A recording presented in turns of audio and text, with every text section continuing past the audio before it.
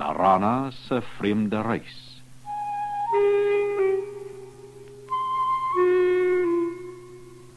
Eendag was daar 'n vrou, Narana, wat in Lapland gewoon het. Op 'n dag het sy by haar susters in die heuwels gaan kuier. Maar sy kon nie te lank bly nie, en op 'n bitterkoue, maar sonnige dag, het sy na haar eie dorpie begin terugstap. Met sneeuskoene aan haar voete is dit vir Narana heeltemal maklik om oor die sagte sneeu te loop. Maar skielik verander die weer. Die wind waai al harder en laat die sneeu opstuif, en die arme Narana kan skaars sien waar sy loop. Spoedig woed 'n storm en die wind is so sterk dat dit haar omstamp. Die tierende wind rol haar om en om oor die sneeu totdat sy uiteindelik tot stilstand kom tussen twee voorwerpe wat vir haar soos groot boomstamme lyk. Eindelik gaan die wind lê. Die lug word weer blou. Maar Narana het geen idee waar sy is nie. Voor haar lê 4 krom rande soos die vingers van 'n reuse hand. Oral groei spitsbruin bossies. Toe die aand daal, bereik sy die top van die hoogste rand en kry 'n holte waar sy teen die wind kan skuil. Moeg en miserabel krul sy haar op en raak aan die slaap. Die volgende môre stap Narana by die rand af. Aan die een kant is dit oortrek van bossies. Aan die ander het die heuwel enorme blou strepe soos ondergrondse riviere. Sy gly tussen hulle af en begin teen die ander kant opklim. Ure lank loop sy. Af en toe hoor sy borrelende, gorrelende geluide onder haar voete. Wat 'n vreemde plek, dink sy. Ek was nog nooit tevore op so 'n plek nie, ek wonder waar ek is.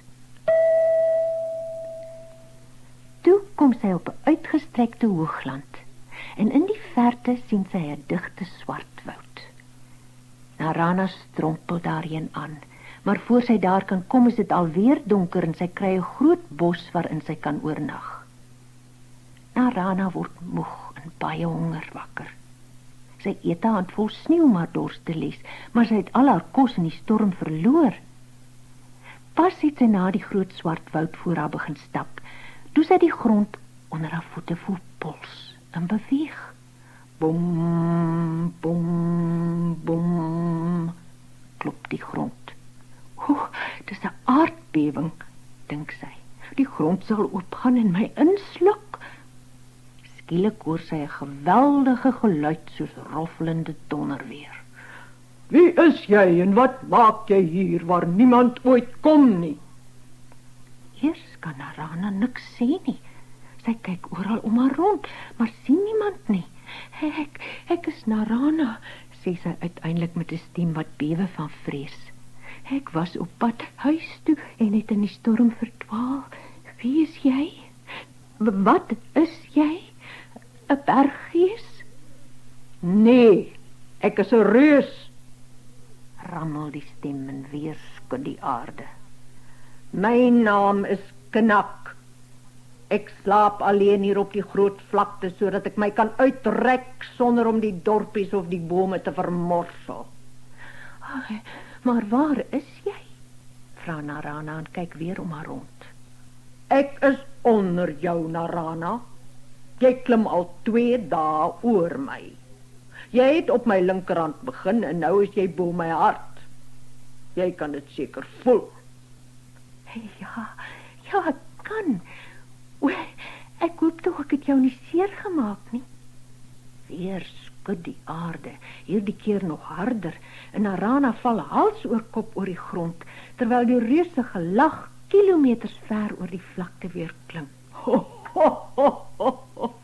Nee, kleintjie, jy het my nie seer gemaak nie, nie eens gekielie nie.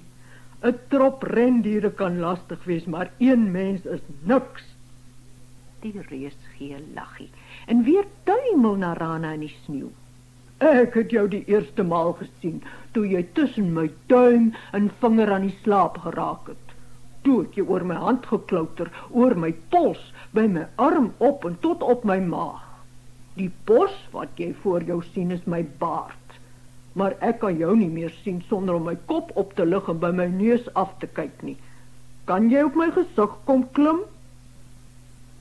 Narana moet lank sukkel om op Kinnak se gesig te kom. Sy baard is so dig dat sy liewer 'n ompad vat. Sy klim teen sy nek op en beland by sy oor. Klim maar liewer op my neus. Ek wil jou nie per ongeluk insluk nie. Narana vra die reus of hy nie kan fluister nie, want sy vind sy stem vreesaanjaend. Toe hy weer praat, val sy om. Maar selfs van sy neus af moet sy nog steeds skree. Ek sal nou moet gaan, Kinnak, sê sy. Ek is 2 dae laat en my man en kinders sal baie bekommerd wees. Nou ja, jy moet. Maar ek sal jou mis, Narana. Dit word partykeer baie eensaam hier op die vlakte. Nou ja, as jy weg is, sal ek my ten minste kan uitrek en omrol. Ek lê al doodstil van dat ek jou die eerste maal opgemerk het. Ek was bang ek vermorsel jou. O, dankie, Kinnak. Dis baie vriendelik, sê Narana. Maar waar is ek? Dit maak nie werklik saak nie. Waar woon jy? Die dorpie Tivnu by die see. Dis nie ver nie. Ek kan jou daarheen blaas. Wat bedoel jy? Vra Narana. Klim op my onderlip en sit met jou rug na my. Narana doen dit. Ver onder haar begin die aarde opstyg, soos Kinnak diep asemhaal. Toe blaas sy uit. Sy trek deur die lug, sy draai en wentel soos 'n veertjie in 'n warrelwind. 'n Paar sekondes later beland sy in diep sneeu. Sy staan op, borsel die los sneeu van haar af en daar, net 'n kort entjie verder, lê die dorpie Tivnu. Toe Narana opgewek na die huise begin loop, verbeel sy haar dat sy 'n dowwe geroffel in die verte hoor, soos die gerammel van donderweer. Dit klink byna soos 'n reus wat lag.